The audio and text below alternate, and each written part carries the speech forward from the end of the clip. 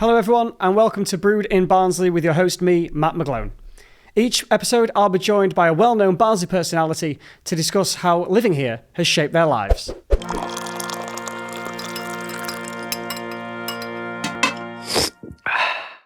On this month's episode we're joined by folk singer Kate Rusby. Hi Kate, welcome to the podcast. Thank you.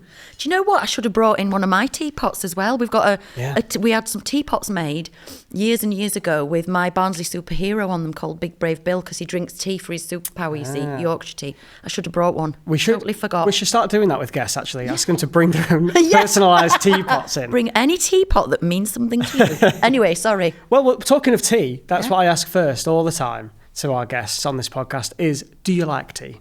I love tea, like beyond belief. Every morning when I actually drink my first cup of tea, I go, oh, it's the drink of the gods. Like every morning, it's without fail, I adore tea. And it powers our tours, actually. You know those huge bags of Yorkshire tea bags? They're literally bigger than this tape. We take like 2 or 3 of those on tour. And when we're going down south, especially to that there London, we have been known to bring our own water in the van.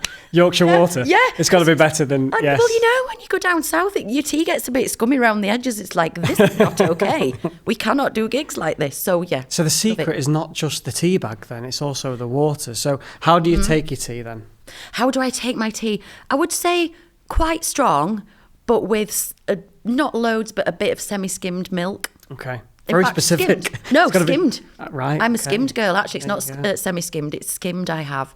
Yeah. No one's ever got into detail about the milk before. No, it all makes a difference. Yeah, and even makes a difference to the heat of it, I feel. If you put in like semi-skimmed or whole milk, which just tastes like having cheese in tea, which is awful for me. Yeah. So I like semi-skimmed and it just retains its heat a bit longer, I think. Well, there you go. I mean, we could talk tea all day. I could make this whole podcast about it, to be honest. But we're here to talk about you, your career, and how Barnsley has shaped you, how you've been brewed in Barnsley, so to speak. So, I mean, you're known all over the world as a folk singer with your amazing albums and the Barnsley Nightingale you're called, aren't you, with your voice being so angelic. Bless you. Where did it all begin for you, the journey? Oh, at birth, I think, and possibly before.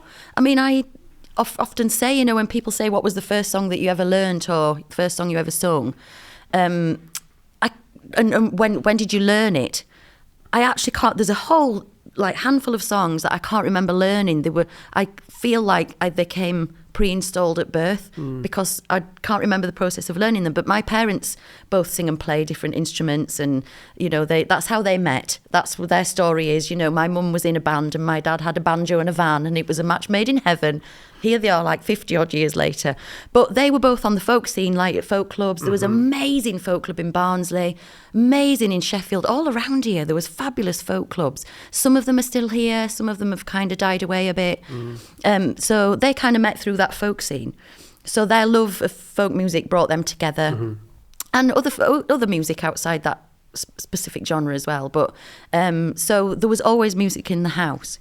There was always instruments around that you were allowed to pick up and have a go on, you know, but only if you were careful. Nothing, don't touch that guitar. No, that one's special. Every instrument was open. Absolutely. But we were taught from an early age, you've got to be really gentle with it, you know, and don't bang it on the side of the table or make sure you've got room and all that kind of stuff. So we were surrounded by music and songs. We had, you know, lots of the old ballads as bedtime stories. And I just really loved it. And I know that most kids kind of rebel against the music that their parents like, but I loved the stories in it. Well, you've made a whole career out of it in the end, so it has paid off for you, absolutely. So it wasn't, you don't feel like it was sort of forced on you, you kind of just had a natural love for it anyway as well. I think there was slightly kind of go and do some practice, because my older sister Emma, she's 18 months older than me, younger brother Joe, who's 5.5 years younger actually, I think, who have all been involved in what we do and our record company that we have. And my younger brother Joe was my sound engineer for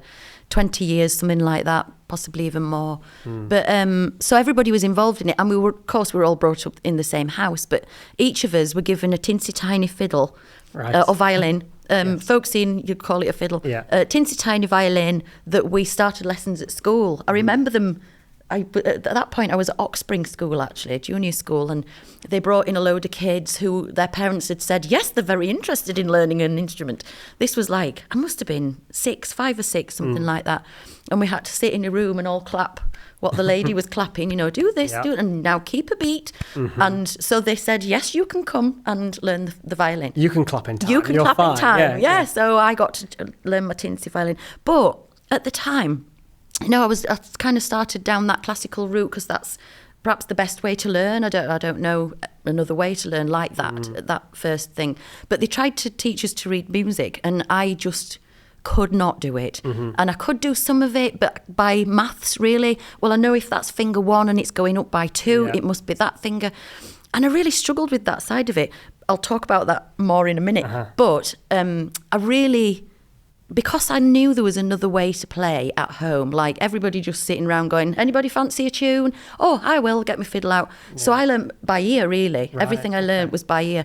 And I just used to trick everybody with, yes, I can read this. I would work it out and then practice and pretend I was reading it at my next lesson, all kind of stuff. Yeah. But it turns out, after all these years, I'm actually a bit dyslexic. So, right, so that explains. Go back to that. Okay. Like, why can my sister get this and everybody can understand this? And I'm going, what? So I found my own path anyway, despite all that. But yeah. You don't always have to read. There's some very famous musicians that couldn't. Yeah. Does Paul McCartney, can he not? Oh, do you know what? I think you might be right. Yeah. Yeah. So was it then? So obviously your singing is kind of your priority. Yeah. Over playing instruments now as such. Absolutely. Did that? Yeah. Where did that start then? 'Cause obviously you're talking about playing loads of instruments at home. When did you think singing's the one for me? That's where I want to.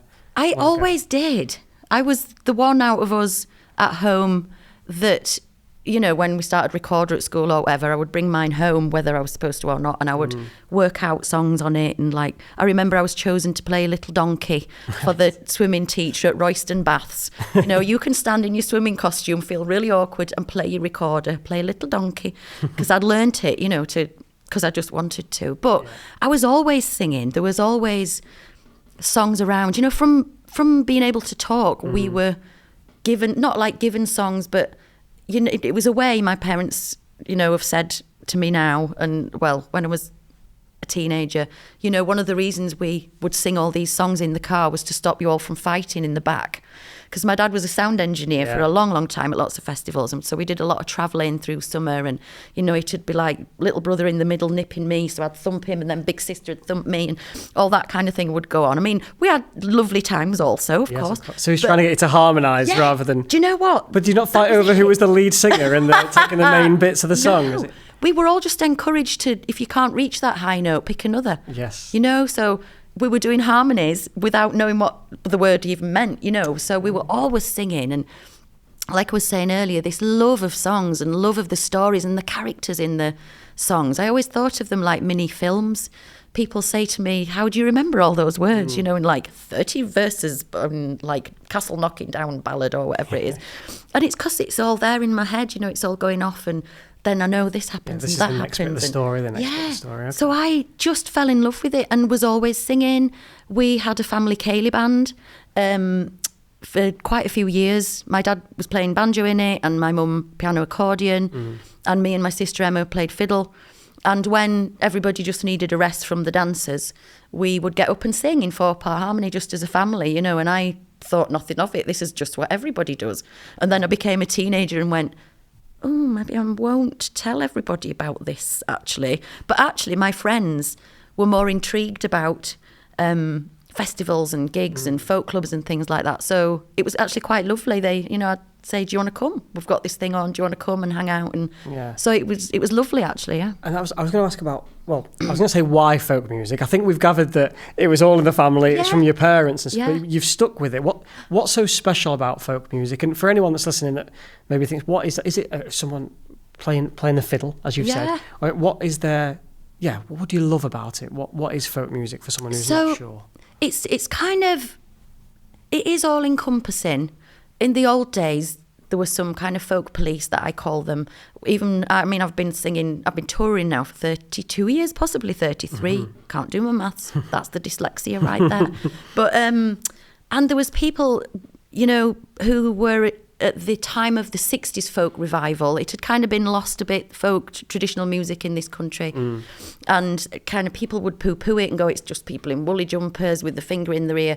But, and then it became a bit cooler. And then kind of my generation, who were the children of that 60s folk revival kind of era, fell in love with it. Some of us fell in love with it and wanted to start performing, so we did. I kind of fell into performing it by accident, really. But and there was a lot of people going, well, you shouldn't be singing that. That's a song, that's an Irish song. You'd be from where are you from? Barnsley? What?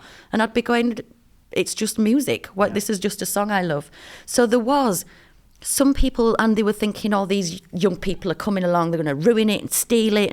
But there were so many more people that could see that it needs to grow, it needs to breathe, it needs to be passed on to young people. And, and now it's so diverse. You go to a festival and there's, bands that have kind of fused fiddle music with African drumming and, so it is all encompassing. Anything goes these days, really. But for me, it's it's the singing, it's the songs, and it's telling those stories that are ancient. Because it's music of the people, and it's about people, and it's about people's everyday lives, work, falling in love, going off to war, having no money, having tons of it, buying a cow, all these things. It's a real life sort of element to it. Absolutely. That's interesting. And you touched on how that it became cool.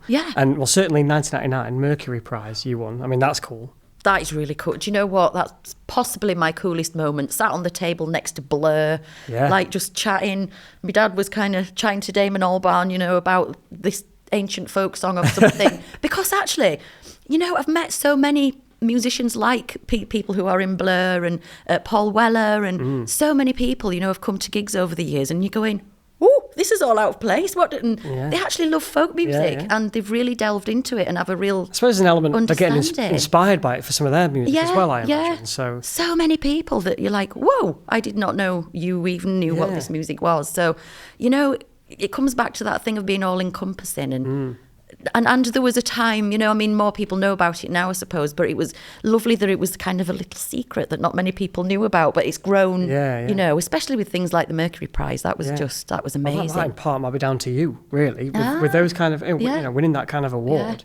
I mean, it was unheard of at the time, I think, wasn't it, for a folk singer? So, I mean, what was it like being in that sort of, those sort of surroundings and winning an award of that prestige, really? It was utterly terrifying, and I was like a fish out of water because I'm actually really shy. I know, it's a funny thing. We can't tell that. I get on a stage and talk to people and sing lots of songs and go, hey, how's everybody going? But actually, sit me at a dinner table with somebody I've never met, and I get so nervous and I spill everything, and the people are like, she's really messy. This is why we don't have any tea on the table now, just in case. Good idea that you take my things away and just mess everywhere. But so it was really daunting, but I really embraced it. And I went into it as the total underdog anyway and I did get a lot of extra mentions because, hey, we've got Blur, and I'm trying to think who else was in it that year. Beth Orton was in it. I don't know if you remember her. She's too young, possibly. But loads of people. And but and they were kind of saying, I was reading bits in the papers, whatever, about it that people kept leaving on my doorstep, like villagers do. Oh, you were in the paper, oh. And so they would mention the front runners, and this tiny curly this random girl from Barnsley. So what's this anyway? She's done this. She's made an album. People think she's good, but I don't know. Whatever, So it was. So actually, there was no pressure, not as much pressure on me, I suppose. But still pressure because you have to go and perform. Or I don't think everybody did, but they chose me to go perform, probably because it was easy to rig up, a couple of guitars. Yes, let's choose her. And I'm sure it was more than that, Kate. I don't know. But we went, we embraced it. Yeah. And I remember they wrote to us to say that they would like us to enter. That was how it came about, because we weren't long setting up our little record company. Helm of it was my dad. I don't even think my mum was on board at that point, possibly was doing the accounts, and we were just kind of learning, finding our way through. We set that up mainly because we didn't trust anybody, because we're from Yorkshire and we're not trusting you with our money. And we wanted to have some kind of music model that meant that I owned my own work from the word go, just like Dolly Parton. But so that's why we set that up. But we were just learning, and they wrote to us and said, we would like you to, if you could just send us 20 of your CDs and a little biog, and we'll get back to you. So we're like, okay, off you go. Not really even knew about the Mercury Prize, actually, at that point.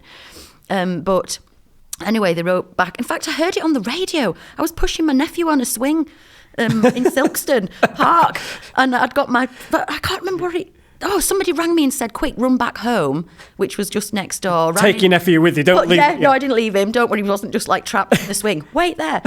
And went and turned the radio on, and it was announced there that we'd been chosen. But like I say, it was, and they wrote to us and said, right, so everybody buys a table. Bigger record companies, we understand you're quite small record company, but sometimes they buy 2 and everybody gets their dinner and, bring guests and all that. And we were like, oh, well, how much? You say buy a table, how much is it? And it was like $20 million. And we were going, oh, actually, I don't think we can, perhaps we can't come to do that. Maybe we'll just come perform and we'll just sit in the back or whatever. And they were like, look, we really want you to be there. So how about you just pay this, but don't tell anybody. Telling all now. Tell everyone now. And we went, it's been a while. Okay, right. Yeah. So we're like, all right, yeah, let's do this. So we had our table, and it was just brilliant. What an amazing, and to see into another kind of, the other genres of music as well, to meet other people and to see into their world. It was lovely. Oh, amazing. And I was going to say, so from someone, as you've just said yourself, a woman from Barnsley, singing folk music, where did you start your career then? Where did you think, this is what I'm going to do for the rest of my... I mean, obviously it was in the family, you had that. It was, I never had any aspirations. In fact, my dad still refers to me as one of the least ambitious people he's ever met. Right. So I'm like, okay. But it's true, I've always just been really happy, and wow, when we're doing tiny folk clubs, wow, there's like 20 people here today. This is, how lovely is this? This is amazing. And here's some money for, I'm even being paid. This is so lovely. But it was kind of by accident. I did mention that earlier, because I was, so after I'd learnt the fiddle, I knew that I loved singing, and I didn't ever think about it as it might be a possible career when I was older. But I'd asked my dad, I said, that guitar, can you teach me a few chords on it? Because I'd like to just... So he taught me three chords on this massive red Guild guitar that was on permanent loan from one of our family friends, Willie Russell, who's a big playwright.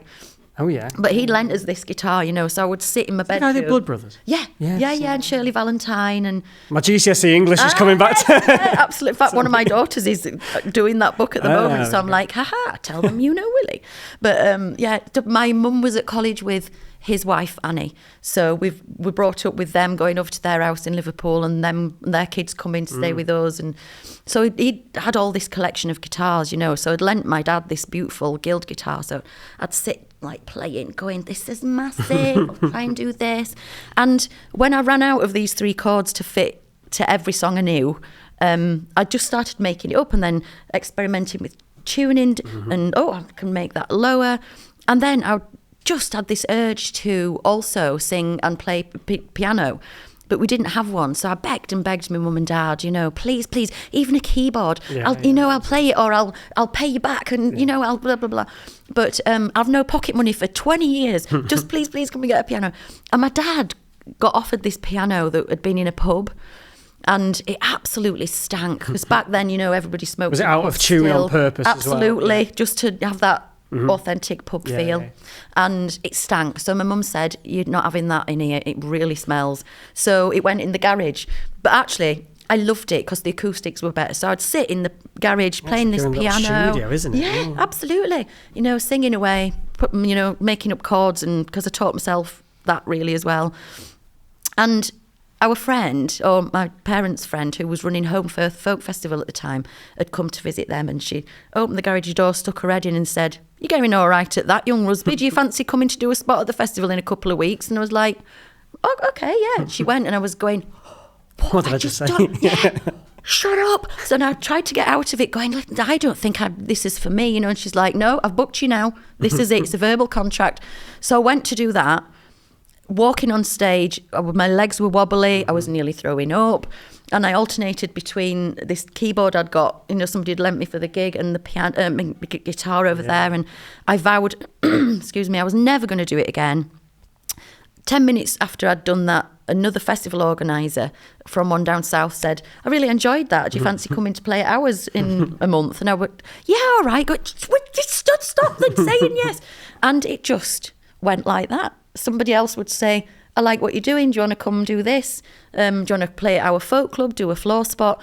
And it was just a really organic, really natural thing. And then I decided I was going to have a year out of university, because back then I had no idea what I was going to do. I came to Barnsley College, actually, to the Electric Theatre to do A-levels and a BTEC in Performing Arts. But I majored in acting, because I'd done a bit of music, I'd done a bit of tech with my dad and dancing. So I thought, I'll have a go at acting. I was pretty rubbish, but made some lifelong friends, like Sean Dooley. I don't know if you know Sean. We'd like to get him on. Do you know what? We would like to get him on here. I'll mention it to him, actually. Yes, please do. Just like some of the loveliest people, and loved that. But after that, I was going, no idea what to do now.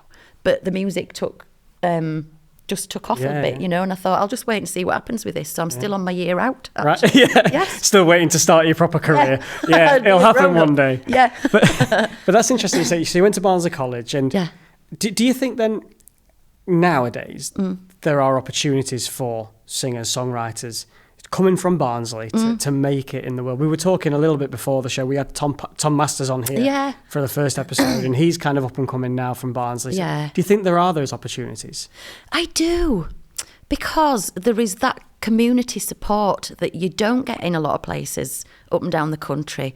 There is that passion. There's that, if you work hard, we're all here for you. We're going to back you, and we'll, and starting off small again, starting like Tom has, doing smaller gigs, and then they grow and grow with people going, wow, this is great what you do. And word of mouth as well, in a fabulous town like this is just brilliant. And so many places to play, so many music venues still. And then also just a bit further out, Sheffield way as well, and Leeds. And it's a really connected area for music. And I think people have turned to music in this area through hard times, through good times. And it is there. It's like a layer of Barnsley, I think, music. It's really embedded in who we are as people. And we react to it and we sing it, whether it's just sitting around singing. The amazing carols that we have from this area that are not known around the country. And people just sit in pubs and sing these carols. Normal people, not folk people, just normal people. And it's been passed down because it's important. We all just sit in a pub and sing sometimes because this is lovely to see you and you. So it is just part of who we are, I feel. So there is, it's amazing that so many people have, and even all kinds of arts actually, have come out of this area, which is just amazing. Yeah. So it's sort of part of the culture, if you like. Yeah. And you're quite supportive of the young people in Barnsley as well, with Barnsley Youth Choir. Yeah. They're featured on your albums and some of your songs in the past, haven't they? Totally. I mean, years and years ago, we were first made aware of Barnsley Youth Choir, and what amazing work they were doing, and giving kids that opportunity to be involved in music, in case they might not have found it themselves, and that support that they have. I mean, they've got hundreds of kids now, because it's gone on, hasn't it, for years and years. But well, they went on Britain's Got Talent, didn't they, as well? They filled the stage pretty much on there. So, and, we've been running our festival called Underneath the Stars Festival for 10 years, actually. Yeah. But I was aware of the choir before then, but they came to play at the festival, I think possibly the first one, I can't remember. And I think that might have been the first time I actually heard them for real in the flesh. And I was looking around at everybody going, well, at least I'm not the only one in tears. This is just amazing. This is just like, wow, so perfect. Because you kind of think kids' choirs are going to be a bit rough around the edges, but obviously they are champions of the world at what they do. They're just brilliant. So I came across Tom Masters way back then, and just going, because he was doing some solos and things of, wow, he's one to watch, absolutely. There's lots of them, actually, that just like, you could actually just do this. This is just so easy for you. It just comes out of you, and you kind of recognise it in people, don't you? Like somebody just being amazing at football, or it's like, wow, you were born to do this. I mean, he's good, but I said to him, it's his hair. Right? So it gets him noticed, doesn't it? No, but he's very You know what? We did chat about hair when I saw him the other day at the pub in Cawthorne. You know, we both wear hairbands sometimes. Oh, there you go. That's the secret, isn't it? The curly thing of get off my face. But so now to see him doing so absolutely amazing, you know, I'm so proud of him, and as they are in the youth choir, you know, and he's doing like 3 gigs a day and just amazing. I mean, it's the same with musicians as well. I mean, there's the Barnsley Met Band, there's all the sort of the brass bands around here. We had the Brass Don Festival in town a couple of months ago now. So, there is that real sort of talent, and I think from people in Barnsley to be creative. And absolutely. And that brass band culture that we have here is just like, it just stirs my soul like nothing else.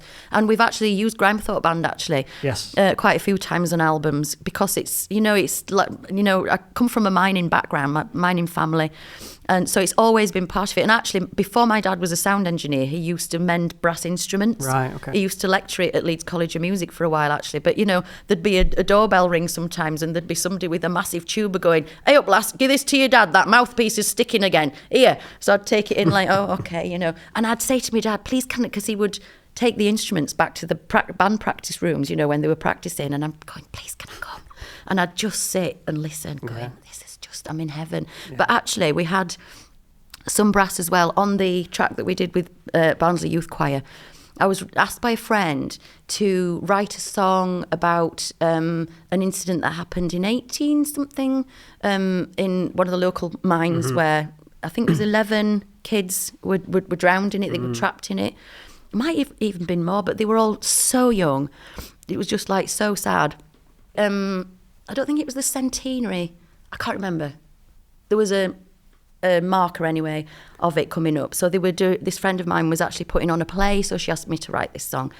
And she said, if you want to learn a bit more about it, which I did before setting off writing something like that. So she put me in touch with a book. And so I read this book about that particular thing, and it just broke me. I was like, I can't read this. It's just so sad. So we chose to, we asked Barnsley Youth Choir if they would select some kids that were the same age, boys and girls, as of the kids that were that died in that pit disaster. And so we said, you know, we'd love to have them come sing with us.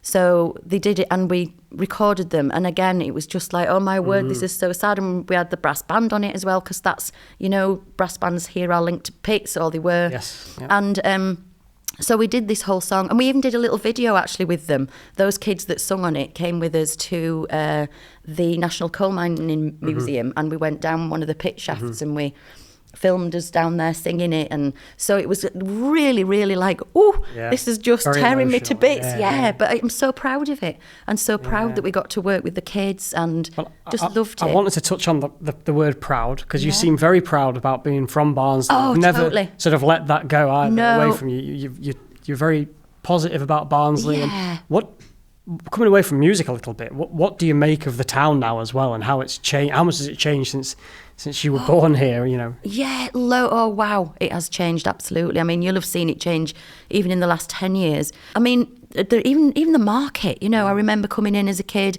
it was 2p on the bus back then for kids, 10p for adults to go anywhere in South Yorkshire. That was amazing. Yeah. So we'd come into Barnsley Market, that's where we used to do shopping, you know, as kids with my mum, you know, getting all the fruit and veg and all. So that was always amazing, and it's still amazing. It's the heart of the town right there. Yeah. And, you know, I've seen it kind of have a dip and go down, and everybody poo-pooing it. You know, I'd be, you know, down in London doing something, and, you know, be in the taxi, and the guy'd be going, "Where are you from then? That sounds northern." I'd be like, "Oh, Barnsley." "Oh, Barnsley, it's right grim up there, innit?" I'm like, "What? Come and have a look. It's blooming beautiful. It's so gorgeous." And all the countryside we have around us as well. But even in town, you know, the theatre, the civic, you know, and they've regenerated all the town centre now. And like you say, I'm so proud of it. And I've toured all around the world, and I just sing fabulous songs. Well, tell people and sing songs also actually from this place, but just sing it out loud. Barnsley is amazing. Please come and visit. Don't, you know, if you come in from Canada, if you come to visit the UK, yes, go to London. Also come to Barnsley. Yeah, it's not that far on the train. No, it's like 2 hours. Come on. Yeah. So I love it. And also I promote, you know, always. I just promote Barnsley. Well, you wherever I do, go. because you have your own festival here. You touched upon that a little bit earlier, Underneath the Stars Festival. And you're also performing at Penistone Paramount. Paramount, yeah. Very soon. Just tell us a little bit about that. So my husband, Damien O'Kane, fellow musician, singer, he produces my albums and plays in my band also. I think he did the first one in, I think it was 2018. My dad had just been diagnosed with prostate cancer back then. And, went through all the treatment. He's come out the other end, which is just amazing. Brilliant. And we wanted to give something back to the nurses, the amazing science that we've got now. Mm-hmm. So Damien organised these couple of days at Penistone Paramount with loads of folk musicians and sold the tickets, and all the money went to Yorkshire Cancer Research and Prostate Cancer UK as well, actually, back then. And then he did another one in 2019, raised even more money, and it was amazing. Then come 2020... Well, we all know what happened that year, don't we? It went whoop, and we were all going, ooh, right, okay, this is different. So he's now decided he's going to put on another 2 days, which is going to be, I think it's November... I did look it up and now I've forgotten. I think it's the 23rd and 24th, possibly the 26th. I think we'll double check that. We'll put it out. we'll tell everyone later. Yeah, but they can look it up on Penistone Paramount website and my website as well, which is katerusby.com. And so, yes, all proceeds are going to Yorkshire Cancer Research and Cancer Research UK and Northern Ireland. Because since then, in 2019, actually, Damien's mum was diagnosed with lung cancer.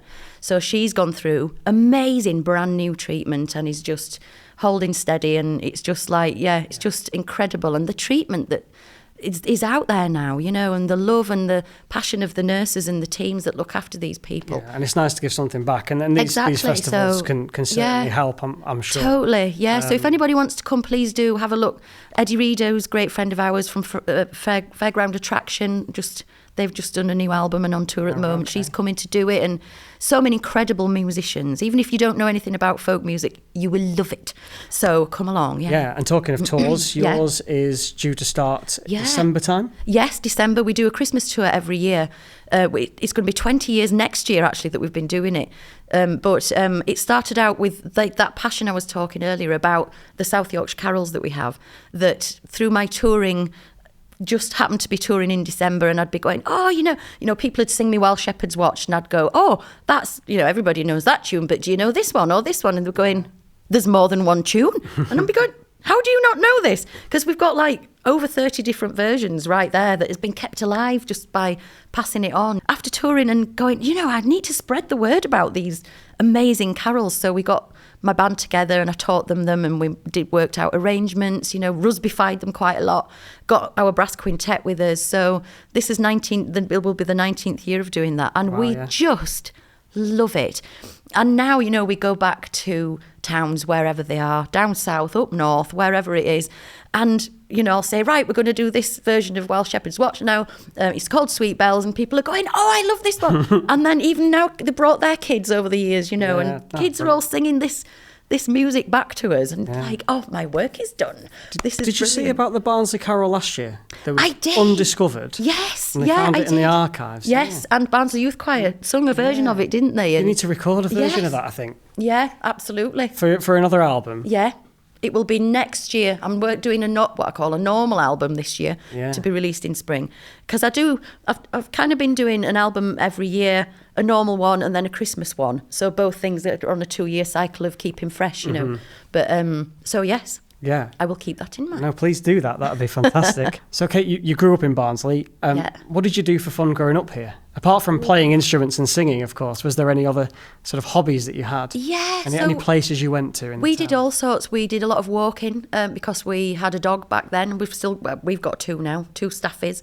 But we had a staffy back then as well when we were kids. So most weekends, and after school would be out walking, and I learnt a lot about nature through those walks because my dad's and he was brought up in a family that were really passionate about nature. So we were taught about what the wildflowers were and all this kind of stuff. So that is still a passion for me. I'm trying to pass that on to my girls, put your phone away. I'm trying to tell you about this flower. Come on.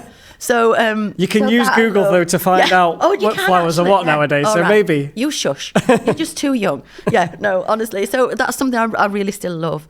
And we used to do loads of clubs, like the swimming. I used to love swimming, even though I was never graceful. Really, I was always a builder in a dress, come dancing or anything like that.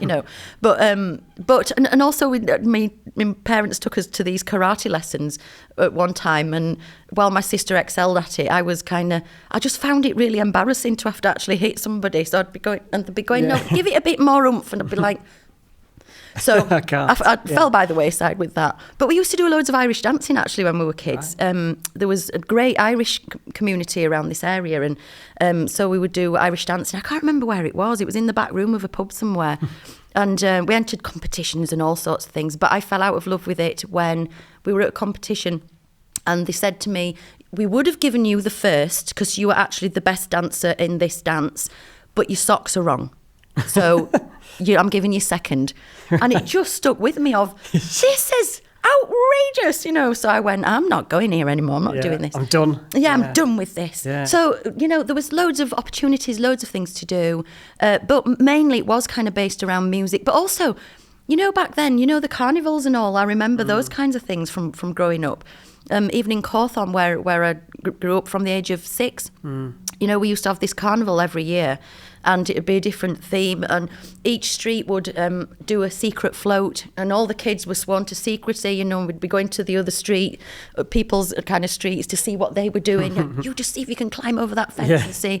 And it was about community. So many community-based things, and yeah. Do you think that's why you've stayed around Barnsley? Do you think it's that? I know we don't sort of do the floats on each street now, but the community spirit, is that why you've decided to stay here? Yeah, you've travelled the globe. People know you everywhere, Kate, and you've gone, no, I'll stay in Barnsley. I'm staying in Barnsley, yeah. And back, 20 years ago or so, when I was just kind of, around the Mercury Music Prize and all that, people were kind of going, so you're not going to move to London? Like, what?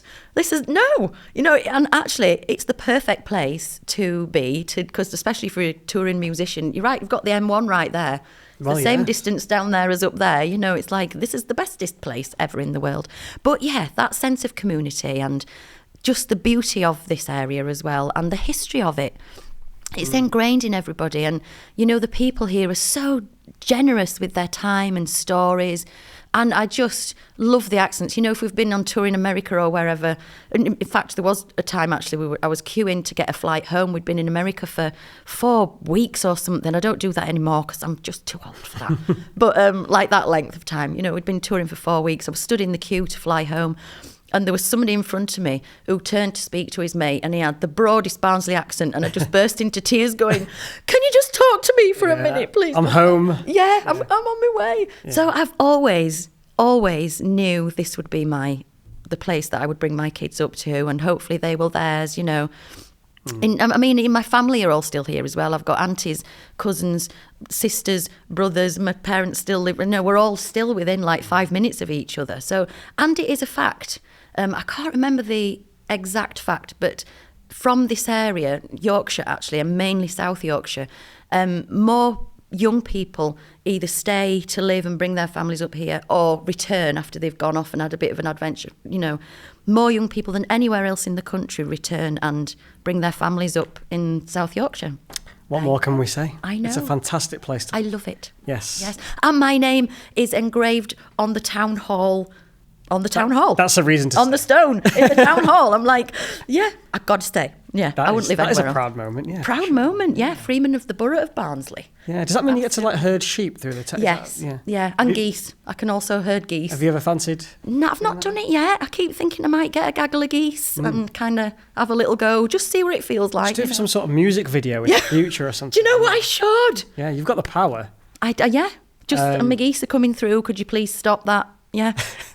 And the word to herd geese, I don't know if you know this, is bow. B-O. You heard geese going bow, because it's the shortest word you can use in Scrabble. You can tell I've had a lot of time, right? Okay. A lot of time to kill on tour. Yeah. There you go. Well, I'm excited to see you do that through the streets of Barnsley, but you do have a tour coming up first, Kate. We do. Just remind everyone when it starts, starts on the 6th of December, and there's quite a few local gigs actually. Sheffield is one, Sheffield City Hall. We're doing York Barbican again, and Bradford. So it's a bit of a triangle around us. We need a Barnsley. Well, then again, you're playing at Paramount. But yeah, we're playing at Paramount, but also we need a bigger venue back as well, you know, because we need a bigger venue. There used to be bigger theatres as well, so that's something I'm going to start with. Get us a bigger Civic have venue opened back. the front doors again. Yeah, now. I know. Oh, it's just so amazing to see that back in all its glory. I've spent a lot of time there, you know. Barnsley Folk Festival used to be held there years ago. But yes. So yes, come see us on the tour. Everybody that wants to come. Yes. Well, good luck with everything, and thanks for joining us today. Thank you so much for having me. I'll bring my own teapot next time. Yes, please do. Thank you.